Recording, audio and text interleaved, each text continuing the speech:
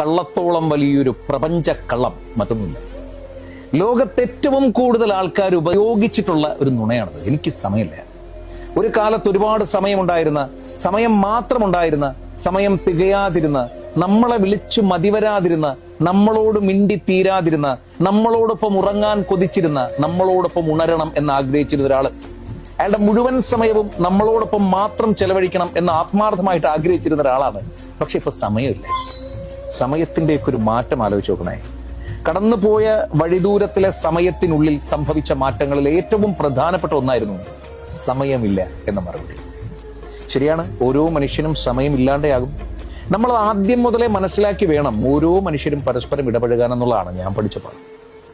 നമുക്ക് നോവും, എനിക്കറിയാം, നമ്മൾ വല്ലാണ്ട് ഉടയും, നമ്മൾ വല്ലാണ്ട് തകരും, നമ്മൾ കരുതുന്നതിനേക്കാൾ അധികം നമ്മൾ വല്ലാത്തൊരവസ്ഥയിലേക്ക് എത്തപ്പെടും. കാരണം ഏറെ പ്രിയപ്പെട്ട ഒരുപാട് സമയം ഒരുമിച്ച് ചെലവഴിച്ചിരുന്ന ഒരാളാണ് നമ്മളോട്